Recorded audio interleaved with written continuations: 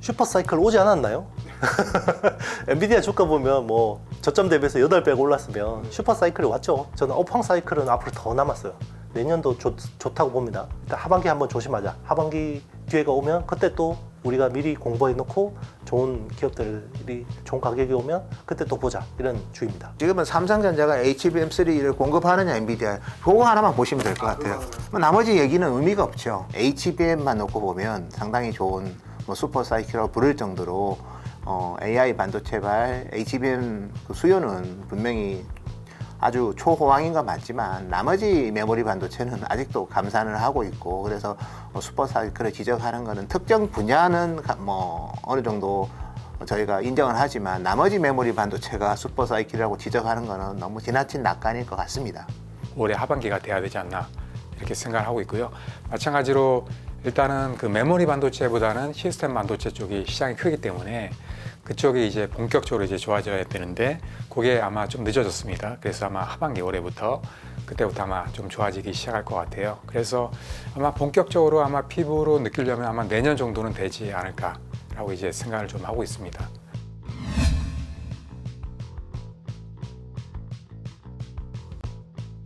일단 이제 AI 반도체가 주식적으로 어떻게 보려면 제일 중요한 관점은 결국 엔비디아 주가가 제일 중요하고요.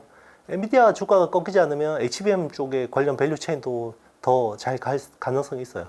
그리고 하반기에 이게 AI 사이클이 더 가려면 작년 초부터 이제 엔비디아 랠리가 시작됐잖아요. 근데 이거는 서버 클라우드 쪽 투자하고 결국 서버 클라우드 투자 가지고 이걸 사이클을 2년까지 끌고 가긴 힘들거든요. 그래서 벌써 지금 1년 6개월째 가까이 오고 있잖아요. 그러면 좀 더 사이클이 이어지려면 이게 디바이스 쪽으로 확장이 돼야 돼요. 그게 온 디바이스 AI 쪽이라고 보고 있거든요. 그래서 온 디바이스 AI 쪽의 확장, 이게 또 하반기 보는 중요한 포인트인 것 같고요. 그 온 디바이스 AI 중에 또 중요한 포인트 하나가 자율주행차입니다. 레벨 3 자율주행차는 전부 AI 기반으로 돌아가기 때문에 이것도 되게 중요한 관점이라고 볼 수 있고요. 그래서 만약에 국내 주식 투자하시는 분들은 계속해서 뭐 HBM하고 온 디바이스 AI 쪽에 주목을 하는 게 좋고요. 그리고 뭐 해외 쪽에 투자를 하시는 분들은 그냥 기존에 잘 가던 업체들, 주막 편. 그런데 뭐 이렇게 너무 급하게 투자하시는 것보다는 계속해서 뭐 조정 받을 때 약간 분할 매수하는 것도 나쁘지 않을 거다 생각합니다. 코스닥 시총 상위주들 한번 보시는 게 좋을 것 같습니다. 특히 반도체 관련해서 이런 회사들이 아직까지 수급으로 좀 더 올 수 있는 가능성이 있어요. 뭐 여러분 예전에 뭐 바이오나 2차 전지 그때 약간 버블 느끼셨잖아요. 그때 보면 코스닥 시총 탑 10 안에 한 5개, 7개 들어와야 됩니다. 그러면 지금 5개, 7개 반도체주가 못 들어와 있죠. 그래서 수급이 HPSP나 르노공업, 동진, 세미캠, 솔브레인 뭐 이런 회사들한테 더 수급이 갈 수 있다고 생각하고요. 그리고 이 회사들이 하는 게 뭐 기존의 전통 반도체 쪽도 많지만 새로 뭐 신규로 뭔가 이렇게 하는 것들은 대부분 AI 쪽으로 많이 하고 있기 때문에 그런 것들 좀 유심히 보시면 아직까지 투자 포인트들이 좀 남아있지 않을까 생각이 들어요. 많이 올랐죠 이미. 한미 반도체가 단연 탑이고요. 글로벌 장비 회사가 됐죠. 어드밴스드 패키징이라고 하는 건요. 이종 칩끼리도 붙이지만 반도체 메모리끼리도 붙이는 건데 여기서 중요한 거는 칩에다가 미세한 구멍을 뚫는 거. 스루 실리콘 비아라는 TSV 공정이 필요하고요. 요거는 이제 미국의 램리서치 같은 업체들이 거의 독점합니다. 그리고 또 표면에 또 굉장히 어떻게 보면 파티클이나 이런 것들을 굉장히 깔끔하게, 그리고 높이도 단차도 없어야 되기 때문에 이런 데는 이제 CMP라는 공정이 필요해요. 화학기계적 연마라는 공정이 필요한데 이런 쪽에는 이제 어플라이드 머티리얼즈 같은 글로벌 기업들이 합니다. 그러면 이제 여기서 국내 기업이 메인인 쪽이 요 웨이퍼를 만들어 놓고 붙이는 거, 칩하고 칩을 만들어 놓고 붙이는 거, 정확하게 얼라이먼트해서 붙이는 거, 요게 서멀 컴프레션으로 붙이거든요. 그러니까 열을 압력으로 붙이는데 요 본더가 한미반도체가 HBM 쪽에서는 세계 독점인 상황입니다. 아직까지 독점이 깨어지진 않고 있고요. 그래서 한미반도체가 시총 5천억에서 무려 10조까지 올랐죠. 올라왔고 자, 그러면 여기서 좀 아주 메인은 아니지만 그래도 국산화 쪽에서 볼만한 업체들은 어닐링 기술을 가지고 있는 이제 HPSP 같은 업체들이 향후에는 이제 좀 하이브리드 본딩이나 이런 쪽에서 수요를 볼 수 있고, 그리고 CMP 쪽에서 보면 소재가 있습니다. CMP 장비는 어플라이드 머티리얼즈가 하지만 요 CMP 장비가 약간 칫솔이라고 생각하시면요. CMP 슬러리는 치약입니다. 네, 그 아주 불산에다가 미세한 알갱이들이 들어가 있는 치약인데 그거를 하는 게 솔브레인하고 동진 세미캠 같은 회사들이고요. 그리고 요 칫솔을 또 이렇게 재활용해서 쓰는 기술을 가지고 있는 회사가 있는데 FNS테크 같은 회사들이 좀 수혜를 볼 수 있습니다. 그리고 요즘에는 HBM 쪽에 수율 이슈가 되게 중요하거든요. 그래서 SK하이닉스도 지금 수율이 70% 내외 수준밖에 안 되기 때문에 수율을 높이는 쪽에 많은 투자가 되고 있는데, 그러면 뭐 검사, 계측, 테스트 뭐 이런 쪽에 이제 수율을 볼 수 있는 회사들이 당연히 미국 회사겠죠. 네, KLA나 온투 이노베이션이나 캠텍 같은 회사들이 수혜를 보는데, 여기서 약간 국내 기업들이 수혜를 볼 수 있는 회사들이 오로스 테크놀로지, 그리고 넥스틴, 그리고 뭐 고영, 뭐 인텍 플러스 뭐 이런 회사들은 좀 수혜를 볼 수도 있겠습니다. 슈퍼사이클 오지 않았나요? 엔비디아 주가 보면 뭐 저점 대비해서 8배가 올랐으면 슈퍼사이클이 왔죠. 이게 메모리 쪽으로 안 왔을 뿐이죠. 근데 이제 메모리 쪽에 슈퍼사이클을 오려면 이제 결국 HBM 외 주문형 메모리 쪽이 더 뭔가 성장을 보여줘야 되고요. 그게 이제 결국은 이제 HBM의 확산, 그리고 이제 온디바이스 AI용 주문형 메모리의 뭐 성장, 이런 것들이 좀 필요할 것 같습니다. 말했듯이 그 네. 메모리는 언제 좀 반등을? 커머디티 쪽이요? 네네. 기존에 이제 우리 네. 전통 메모리? 네. 작년 3분기부터 반등을 했다고 봐야 되고요. 4분기부터 가격이 빠른 속도로 올라오고 있습니다. 근데 이제 시장이 관심 없을 뿐이죠. 네, 시장은 지금 뭐 AI 쪽에만 관심이 있고 전통 메모리 쪽에 크게 관심이 없어요. 근데 전통 메모리 쪽은 결국 내구 소비재하고 직결이 되거든요. 그래서 뭐 PC하고 스마트폰, 그리고 일반 서버 쪽이 이제 좀 중요한데, 그런 쪽은 아직까지는 AI에 비해서 뭔가 상대적으로 뭔가 올라오는 게 더디죠. 네. 시작점은 일단 챗GPT가 공개됐을 때부터 이제 시작을 했다고 봐야 되고요. 그게 2022년 11월 챗GPT가 처음 공개됐을 때 그게 쇼킹했죠. 그래서 지금 뭐 1년 한 5개월 정도가 이제 지속된 상황이라고 봐야 되는 거고요. 요게 사이클이 더 일단 한 2년 정도의 사이클, 1년 6개월에서 2년 정도 사이클로 보는데, 여기서 더 가려면 인프라 가지고는 힘들다는 거죠. 그래서 온디바이스 AI가 필요합니다. 미래는 밝게 보고 있어요. 네. 희망적으로 보고 있고, 그래도 뭐 삼성전자가 이번 사이클에서 굉장히 많은 제대로 대응을 못 하고 있지만, 결국 그래도 뭐 SK 하이닉스 쪽 밸류 체인에서 잘하고 있고, 그리고 이제 국내 넘버 3 반도체 회사가 지금 한미 반도체가 됐거든요. 네, 시총이 뭐 이제 10조 가까이 되는 회사가 됐기 때문에, 자, 이런 회사들이 더 나왔으면 좋겠습니다. 네. 제가 보는 뷰는요, 이제 주가 사이클로 말씀드릴게요. 저는 업황 사이클은 앞으로 더 남았어요.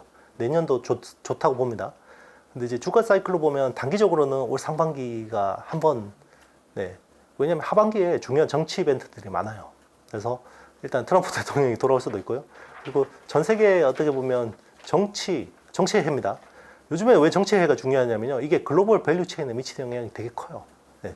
어떻게 보면 이게 우파가 잡냐, 약간 중도가 잡냐, 이에 따라서 굉장히 글로벌 밸류 체인이 달라질 수 있고, 그리고 지금 전쟁하고 있는 거죠. 지금 뭐 러시아 우크라이나 전쟁, 뭐 이런 쪽, 그리고 가자, 뭐 이런 쪽에 전쟁하고 있는 쪽에도 영향을 미칠 수 있기 때문에, 그런 부분의 불확실성, 시장이 싫어하는 불확실성을 한번 녹일 만한 시간이 필요하다고 생각하고요. 저는 그걸 녹이고 다시 AI로 갈 거라고 봐요. AI로 갈 거라고 보는데, 굳이 이제 그런 혹독한 조정을 지금 들어와서 두들겨 맞을 필요는 없잖아요. 그러니까 일단은 상반기까지만 철저하게 뭔가 단기적인 관점으로 접근하시는 게 좋을 것 같고요. 뭐 기존에 수익 많이 나 있는 그런 주식들은 굳이 팔 필요는 없을 것 같습니다. 일부 비중을 뭐 줄이는 것도 나쁘진 않지만요. 그래서 일단 하반기 한번 조심하자. 하반기 기회가 오면 그때 또 우리가 미리 공부해 놓고 좋은 기업들이 좋은 가격이 오면 그때 또 보자, 이런 주의입니다. 메모리 반도체 가격이 작년 4분기부터 이제 본격적으로 반등을 하고 있는 가운데 2023년부터 엔비디아발 HBM 수요가 상당히 왕성하고, 또 그 시장을 또 우리 한국의 SK 하이닉스가 주도하고 있기 때문에 뭐 그와 같은 좋은 분위기가 올 1분기 또 올해 전체적으로 이어질 것 같습니다. 그래서 1분기 실적도 뭐 최근에 삼성전자도 이제 드디어 이제 메모리 반도체 흑자 전환을 한 것으로 추정하고 있고, SK 하이닉스 같은 경우에는 1분기에도 실적이 한 번 더 레벨업되면서 한국이 메모리 반도체에 이제 의미 있는 어쨌든 강국이며, 특히 AI와 관련된 메모리 반도체에 있어서도 계속해서 시장 경쟁력이 높여가고 있다, 이런 부분을 저희가 확인할 수 있을 것 같습니다. 전체 반도체에서 이제 메모리 반도체가 차지하는 비중이 이제 25% 내외 정도 되는데요. 그 메모리 반도체 중에서도 특히 D램 중에서도 전체 D램의 이제 한 15% 정도 되는 HBM만 놓고 보면 상당히 좋은 뭐 슈퍼 사이클이라고 부를 정도로 AI 반도체발 HBM 그 수요는 분명히 아주 초호황인 건 맞지만 나머지 메모리 반도체는 아직도 감산을 하고 있고 그래서 슈퍼 사이클을 지적하는 거는 특정 분야는 뭐 어느 정도 저희가 인정을 하지만 나머지 메모리 반도체가 슈퍼 사이클이라고 지적하는 거는 너무 지나친 낙관일 것 같습니다. 저희가 봤을 때는 지금은 이제 글로벌하게 보면 이제 결국 이제 클라우드 사업자, AI 데이터 센터를 구축하는 클라우드 사업자, 그리고 통신 사업자, 여기에 이제 일반 기업들 그리고 정보기관이 여기가 전부 다 지금 슈퍼컴퓨터 투자를 많이 하고 있어요. 그래서 생성 AI 서비스에 대한 기본적인 인프라를 구축하고 기존 데이터 센터 이외의 AI 데이터 센터로 또 추가하는 그런 수요 관점에서 본다면 이게 언제 끝나느냐가 제일 중요할 것 같거든요. 작년에 많이 시작했고 올해 더 많이 시작하고 있고 내년까지는 많이 진행을 할 거기 때문에 저희가 봤을 때는 아마 2026년부터는 좀 숨고르기 하지 않을까 그렇게 보고 있습니다. 올해까지는 괜찮은 것 같고요. 근데 내년부터는 아마 이제 26년부터 뭔가 투자 속도가 완만해지고 또 기존 왜냐하면 우리가 과거에도 보면 클라우드 사업자들이 2017년, 18년만 하더라도 D램 가격을 가격 불문하고 샀거든요. 데이터 센터를 구축하기 위해서. 그때 우리가 생각해 보면 영원할 것 같았지만 딱 1년 뒤에 냉각이 되면서 가격이 급락을 했거든요. 근데 뭐 2026년 아직까지 보이진 않지만 저희가 이제 종합적으로 체크해 봤을 때 어쨌든 25년까지는 급하게 투자를 하고 26년부터는 그렇게 급하지 않고 트래픽 증가와 실제로 새로운 어쨌든 서비스가 제대로 연결되는 거를 확인하면서 투자를 할 거기 때문에 그래서 그때쯤 되면 아마 전체적으로 시장의 분위기도 가열해서 약간은 좀 쿨링이 되지 않을까 그렇게 보고 있습니다. 지금의 주가는 사실은 보면 25년 좋아지는 것까지 많이 반영하고 있어요. 여기서 이제 추가적으로 반영하는 폭은 예를 들어서 이제 뭐 SK 하이닉스가 이제 D램 사이클이 적자를 나서 한 7만 원까지 주가가 갔다가 뭐 지금은 거의 6, 7만 원대지 않습니까? 7만 원에서 뭐 예를 들어서 한 두 배 이래 두세 배 뭐 하여튼 7만 원에서 이렇게 2배 이상 오를 때 탄력은 되게 좋지만 그 14, 5만 원에서 그 다음 가는 탄력은 그렇게 목표 중률이 안 높을 수 있거든요. 그래서 그런 부분을 좀 종합적으로 고려하셔서 종목을 보는 게 맞을 것 같아요. 분명히 더 오를 것 같은데 이제부터 룸은 그렇게 생각보다 안 많다면 투자자들은 어떻게 하냐면 훨씬 더 업사이드가 큰 업종으로 넘어갈 수 있다는 거죠. 지금 AI 반도체가 워낙 좋고 아직까지 뜨겁지만 그리고 나머지 업종은 좀 쉬고 있지만 반대로 AI 반도체가 이제부터 상승 탄력이 한 20%밖에 안 남았다. 그러면 다른 업종으로 이제 탐색을 하기 시작한다는 거죠. 근데 작년까지는 그렇게 대부분 안 봤던 게 여전히 올해가 좋았기 때문에 작년에는 좀 더 공격적으로 이제 종목을 탐색하고 또 어느 정도 이제 매수를 했다면 이제부터는 아마 전체적으로 무게 중심이 조금씩 바뀔 수는 있습니다. 제가 봤을 때 실적 좋고 내년까지 좋고 주가도 여전히 계속해서 시장보다는 좋겠지만 상승 탄력이 둔화될 가능성도 상당히 있기 때문에 그때부터는 뭐 실적보다는 펀더멘탈 좋아지는 것보다는 다른 업종의 밸류에이션도 비교해 가면서 새로운 모멘텀이 또 부각되는 업종이 있으면 그쪽으로 무게 중심이 옮겨갈 수 있거든요. 그래서 그런 부분들에 대한 균형 감각이 중요하지 않을까 그렇게 보고 있습니다. 그래서 AI 반도체를 보면 기본적으로 AI 반도체 때문에 그 로직 파운드리에 있어서는 TSMC의 중요성이 더 커졌다는 거. 즉 삼성이 AI 반도체가 워낙 시장이 커지다 보니까 AI 반도체의 또 핵심이 데이터 센터에 들어가는 쪽이 많거든요. 근데 데이터 센터 쪽에 있어서 삼성 파운드리가 경쟁력이 상당히 아직까지는 좀 부족합니다. 그래서 오히려 AI 반도체가 되다 보니까 TSMC에 좀 점유율이 더 올라가는 그런 계기가 된 것 같고요.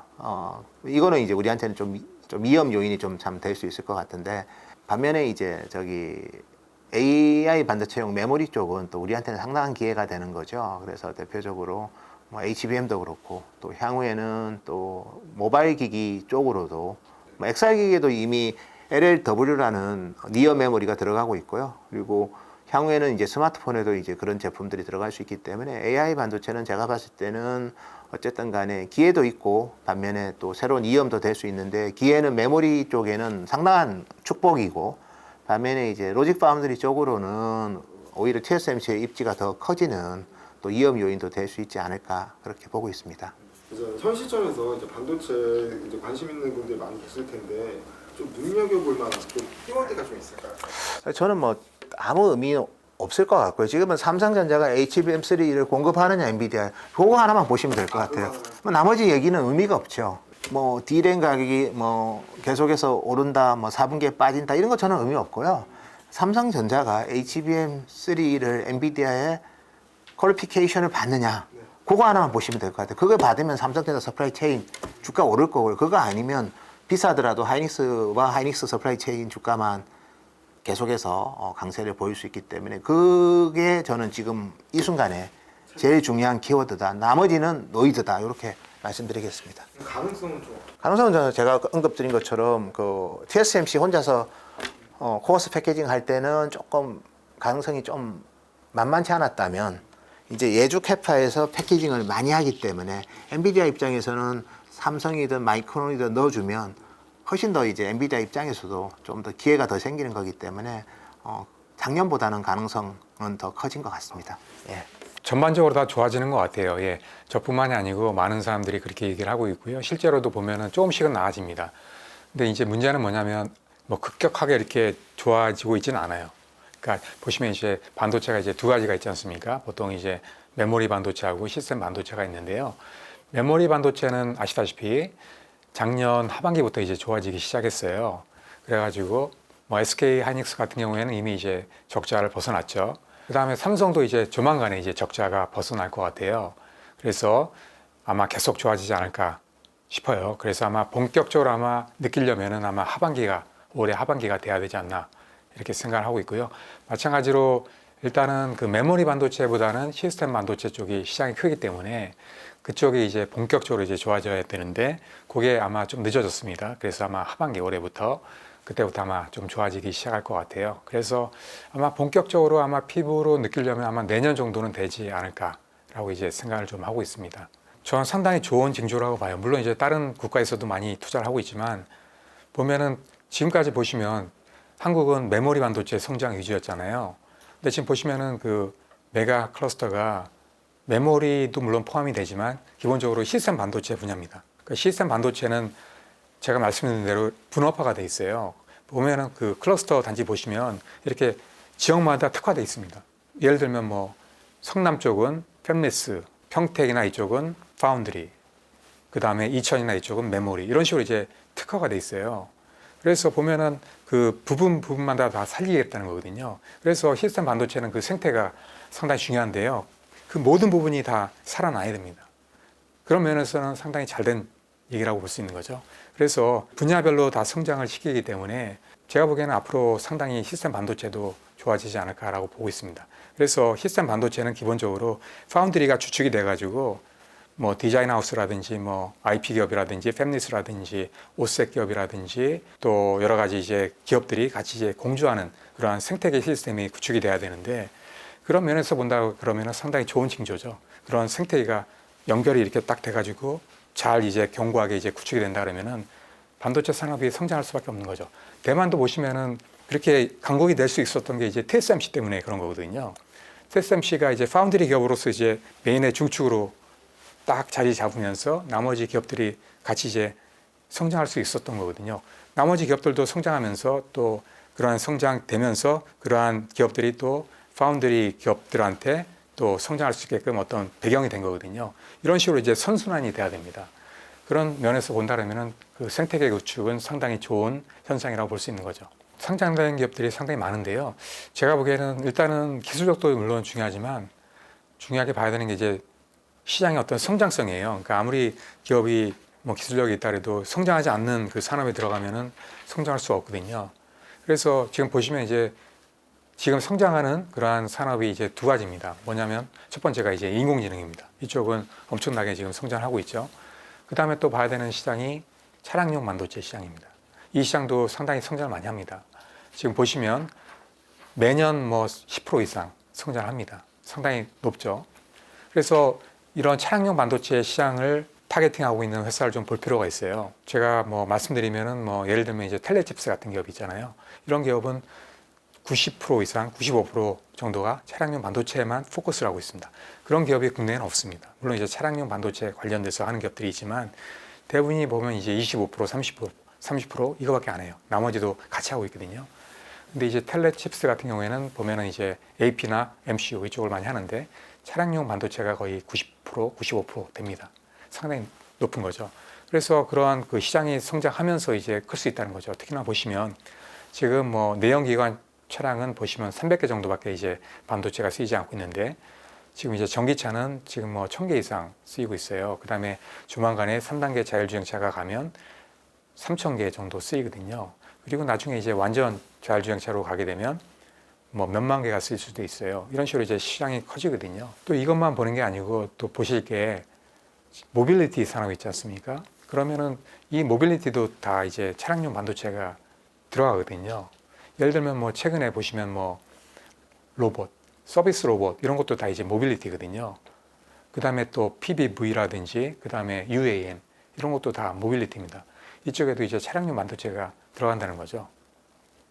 그래서 이 모빌리티 산업이 훨씬 더 커지기 때문에 차량용 반도체 기업들이 상당히 앞으로 성장하지 않을까 이렇게 이제 보고 있습니다. 삼성전자 같은 경우도 지금 차량용 반도체 사업을 지금 많이 하고 있어요. 그래서 그 삼성 같은 경우도 지금 3가지 분야에서 다 하고 있습니다. 메모리 분야에서도 지금 다양한 칩들을 내놓고 있어요. 낸드라든지 그 다음에 D램이라든지 차량용 반도체를 지금 내놓고 있습니다. 그래서 2025년도까지 메모리 쪽에서 차량용 반도체 넘버원 하겠다 이런 거거든요. 마이크론 넘어서겠다 이런 거거든요. 그래서 많은 칩들을 지금 내놓고 있어요. 그 다음에 또 마찬가지로 또 파운드리 분야에서도 지금 이제 그 차량용 반도체 기업들을 많이 수주했어요.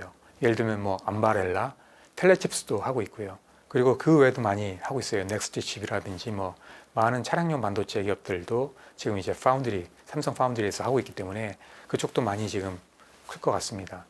마찬가지로 또 시스템 반도체도 차량용 반도체를 내놓고 있어요. 뭐 엑시노스죠. 엑시노스 오토 같은 경우도 지금 하고 있고 그 외에도 뭐 전원 반도체라든지 뭐 통신 반도체라든지 이런 것도 지금 하고 있습니다. 이런 식으로 세 분야에서 차량용 반도체 사업을 하는 그런 기업은 전 세계적으로 삼성밖에 없거든요. 예, 그래서 뭐 커지는 시장에 지금 이제 들어간 거죠. 예전에는 시장이 크지 않았기 때문에 삼성이 그렇게 신경을 쓰지 않았습니다. 근데 지금 말씀드린 대로 차량용 반도체 시장이 커지고 있기 때문에 삼성이 이제는 시장 크기만큼 이제 할 만한 사업이 된 거죠. 그래서 지금 하고 있는 거죠. 제가 보기에는 지금 이제 좋아지기 시작했으니까 아마 제가 보기에는 한 2, 3년 정도는 최소한 더 좋아지지 않을까라고 이제 보고 있습니다. 물론 주기가 있습니다. 반도체 주기는 보통 3, 4년 그 주기로 해가지고 이제 호황과 불황이 왔다 갔다 하는데요.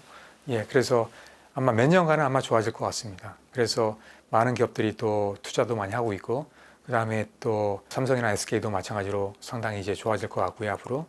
그래서 좀 기대를 좀 해봐도 좋을 것 같습니다. 그리고 또 인공지능 시대이기 때문에 반도체가 또 그만큼 많이 필요할 수밖에 없어요. 예. 앞으로 이제 인공지능이 대세이기 때문에. 그 다음에 또 앞으로 반도체 자체도 인공지능 반도체가 아마 2030년 정도 되면 한 3분의 1 정도 될 거예요. 엄청나게 많이 커지기 때문에 반도체도 많이 쓰이고 또 인공지능 반도체는 말씀드린 대로 가격이 상당히 고가입니다. 그러니까 시장성이 훨씬 더 좋은 거죠. 마진도 많고. 그러니까 시장 파이도 엄청나게 커지는 거죠. 그래서 제가 보기에는 계속 좋아질 것 같아요. 예, 예. 그렇죠. 그 계기가 된 게 이제 인공지능이죠. 인공지능 때문에 예전에 보시면 그런 주의가 왔던 게 스마트폰이 이제 보급이 많이 되면서 반도체 산업도 엄청나게 성장했거든요. 마찬가지예요. 그 인공지능이라는 새로운 애플리케이션이 나오면서부터 반도체 산업이 또 엄청나게 성장을 하는 거죠. 이렇게 반도체 산업은 보통 이제 보시면 철강 산업 이런 산업은 보시면 이제 한번 성숙해버리면 더 이상 성장하지 않습니다. 포화됩니다. 왜냐하면 새로운 그런 게 없기 때문에 거의. 근데 반도체 산업은 그렇지가 않아요. 새로운 신규 애플리케이션이 계속 나옵니다. 과거에는 뭐 PC였고 그 다음은 스마트폰이었고 그 다음은 인공지능 또 그 다음은 또 예를 들면 뭐 슈퍼컴퓨터가 될 수도 있는 거죠. 이런 식으로 이제 새로운 게 양자 컴퓨터 이런 게 될 수도 있는 거죠.